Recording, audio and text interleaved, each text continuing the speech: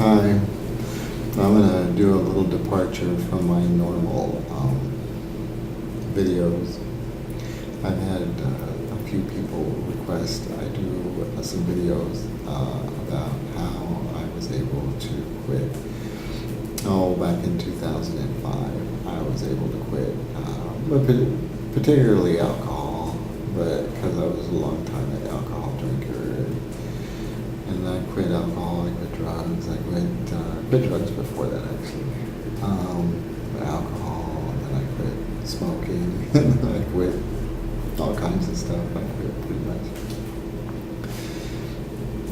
just about every vice you can think of, but particularly alcohol and cigarettes and stuff like that. A lot of people have asked me, well, how'd you quit? And so I've had some requests to do a video on that. So I'm going to do a departure from my normal political videos and explain what I did. The key things, then this is the truth, the key things that I did to come down on alcohol. I'm going to steer clear of a lot of, this is not going to be a spiritual talk, because really what I did, I mean, I used a lot of spiritual techniques that I know, like different yoga techniques and stuff like that, but I don't think that they're critical for somebody to stop. And so I'm going to try and steer clear a lot of the meditation stuff and just stick with like the key elements, because I know there's a lot of atheists out there. The last thing they want to hear is another spiritual solution. So I'm going to tell you, the bare bones facts on what I did. First of all, I want to say that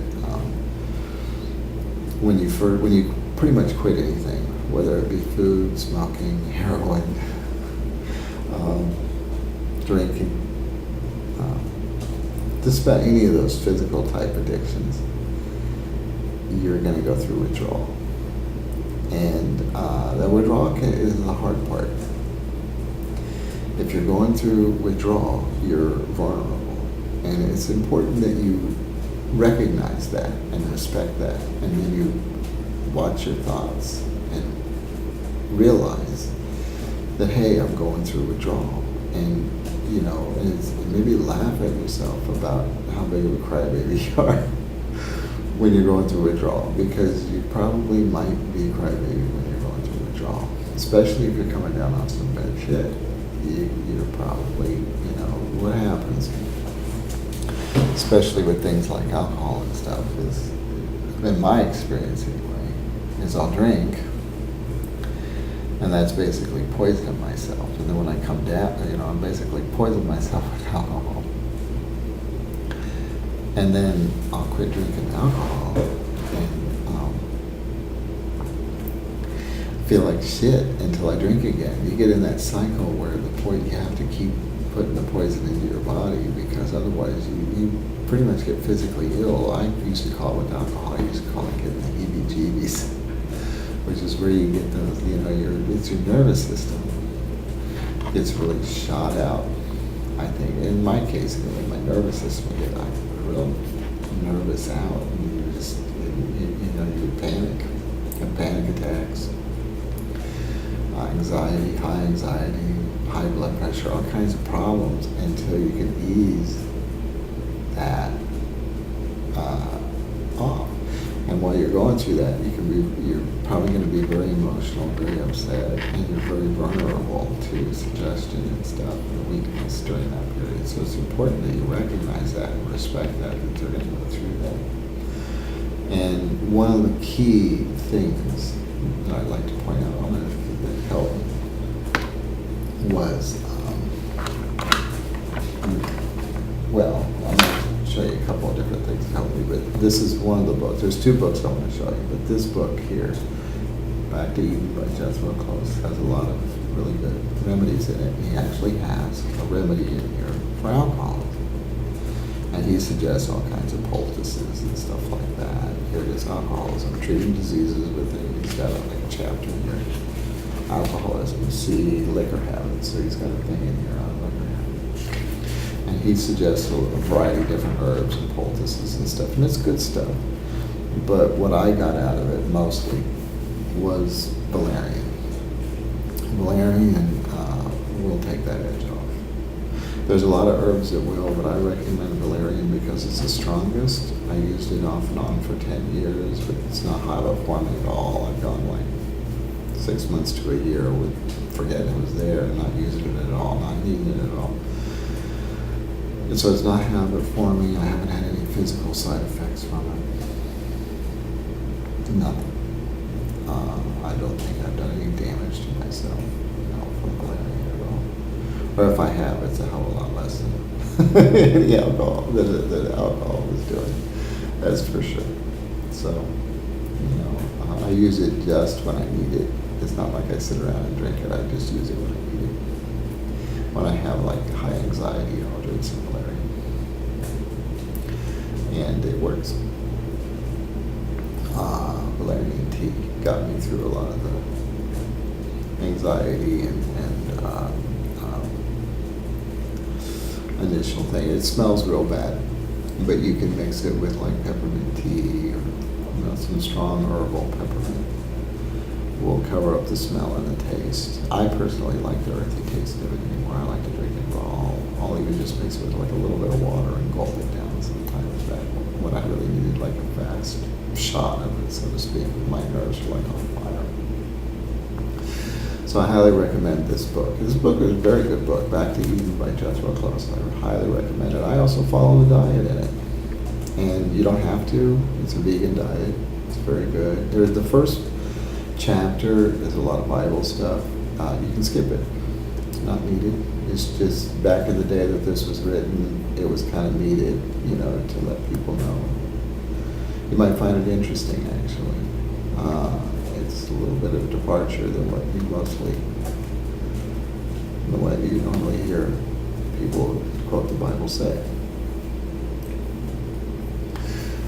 But you can skip it, if you're an atheist or anything, it's not, you skip over. It's more of a reference book on different herbal cures and it's really a reference book. And I recommend the vegan diet because if you do get on a vegan diet, I think your cravings will disappear faster. I don't get like any cravings for cigarettes at all. And I think that if I was still like not on this kind of a diet, I think I'd probably still get cravings maybe once or twice a year. On the diet I'm on, I don't get them at all. I remember when you're putting a poison, any kind of poison in yourself, that'll make you crave another poison. Any kind of like caffeine or anything like that. Like I'm drinking coffee again these days, kind of sparingly. And I realize it is a risk, drinking coffee. But I respect the risk. If I respect the risk, I'm okay. I know what I'm getting into. But it's a real good book. Again, the vegan diet isn't, I got on it. I don't think you have to get on it, but I do think you'll be stronger if you do. Enough on that. This other thing that other book I wanted to get out, when we get to it, I'll get into some more stuff, but the other book that got me through was this one, The Hypnotist Handbook by Cook and Wold. I don't know if you can see that. This is a pretty good can.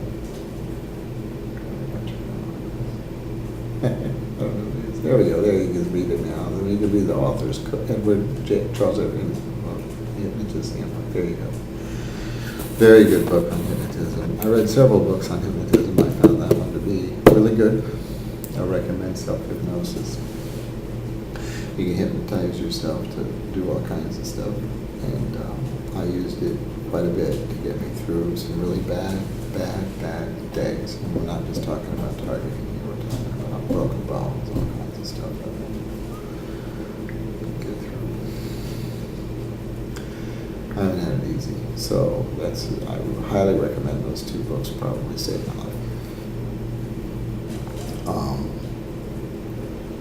Some other things that I don't think are necessary. I think those two things are probably crucial. The rest of the stuff I'm going to tell you is more like some things that work for me that you can skip if you want. But some other things that really helped me out a lot were resist not evil. And another program will teach is surrender. Well, surrender is not it. Resist not evil means that you don't fight against. I wasn't fighting against the cravings anymore. In other words, the craving was still going on, and I witnessed it in my mind. I could see like a picture of, like, say, a cigarette go through my mind, or I would crave it. But I would recognize it first off as a thought, not me, but it's a thought of a cigarette that was going through my mind, and I would recognize it as such. And I would recognize that thought, and I wouldn't resist it. I would just recognize it as the thought, but not act on it. I wasn't like fighting against picking up a cigarette. What I was doing was, I had respect for the thought, but I wasn't resisting. I wasn't resisting that thought. I resisted not. It's kind of a subtle difference of fighting and not fighting. You just don't fight. You're gonna have withdrawal. You can't not have withdrawal. I mean, you can use valerian to mellow it out. You can self-hypnotize yourself, but it's still going to be there to some degree. So you just don't fight against it. You resist not. Recognizing your thoughts and recognizing the fact, and really laughing at how pathetic you are when you're going through withdrawal helped me out quite a bit. God, how pathetic am I? I'm going through fucking withdrawal of this stupid fucking alcohol. You think you're gonna die. You're having panic attacks. It's like, oh my God, your skin's crawling. You think your chest's gonna explode. You're having all kinds of anxiety and all kinds of stuff. You're probably high blood pressure is, really bad. Really valerian helped with a lot of that. But recognizing the fact that you're just going through withdrawal and not resisting the fact that, hey, you can't resist withdrawal. You just kind of go with it. Just, okay, I'm in withdrawal now. What a drag. It's, kind of like my attitude. And it helped a lot to not resist it, but just kind of go with it and realize that, it's only going to, there's an end to withdrawal, and then, once you're through it, you're really through the worst of it, then it's just really a matter of just not doing it anymore. And if you hypnotize yourself, like I did, to remember, to not go through this, you probably will remember when that time comes. I think that if you're relying on like a group of people to remind you, I don't think that's the way to go. And you gotta hang around in these groups and do whine and cry baby and talk about the good old days and all that shit. Like all that. Just hypnotize yourself. That's what I did. I don't agree with the. I didn't find those meetings helped out. In fact, I found a lot of government employees in there that gave me a hard time. So I wouldn't recommend those to anybody. Those two books, Resist Not Evil, is a good one. Remember, you witness your thoughts, and you're just going through withdrawal, and eventually you'll get through it, hopefully, unless you're coming down off heroin. Heroin might kill you, I hear. Hopefully you'll live through the withdrawal. If you live through it, then, you pretty much got it made. When you do make it through the withdrawal, stay busy and take care of business. Don't sit around and cry about the bad old days. Get busy. And find stuff to do. I stayed really, really, really, really busy. And when I had everything done, work was done. I didn't really feel like having leisure time. I pull the refrigerator out and clean underneath the refrigerator, or clean the baseboards, or do something productive. I do actually recommend, leaving no enemies behind if it's your time to go through the gates. So, making sure that everything is right. Repenting for any past sins, if you want to look at it like that. It's not a bad idea. It'll clear up your mind of bad shit.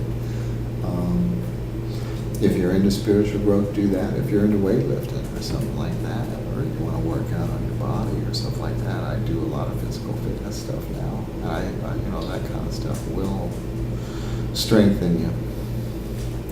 I do work out quite a bit, probably at least 30 minutes to an hour, almost every day. I'm in pretty good shape. I use self-hypnosis still to this day for a variety of different things to help me. Self-hypnosis, I have a thing against using hypnosis on other people. It's kind of like a no-no, a moral no-no for me to use it on other people. I just use it on myself. I do drink valerian. I've had it maybe 3 or 4 times this month. Tops. I only drink it when I need it. I am vegan. But a lot of these things, are just what I did. I don't think you have to follow like what I did to the letter or anything like that. I think if you're close and figure out what works for you, you should be fine. I think that, finding the strength with self-hypnosis and with herbal remedies and stuff like that should be enough even for, those two things really should be enough even for atheist. And, you can stay busy in your atheist group, if that's what you're into. And I think that's all I had to say. I have a little list here. Mostly I just wing these things. It's just like this is a piece of paper with a scroll. Can you read this? Anything else I missed? Anyway, I just wrote down a few things here. So that's it. I think for me it was a good idea to continue with spiritual growth. I've always kind of been in good spiritual growth. I still use the self-hypnosis. I would do work out. I think it'll help. Staying busy, taking care of business will definitely help. Whatever it happens to be that your business is. But I would say that probably self-hypnosis and the herbs, valerian probably number one. There are some other herbs that were critical also, like golden seal was probably really, really good for my liver, to get my liver back to health, because golden seal will actually affect that. It's very healing. It's kind of like aloe, except it's an internal heal. So there's some other herbs that you might read about in that book that are particularly good for people that have maybe done internal damage on themselves from too much partying or smoking or whatever.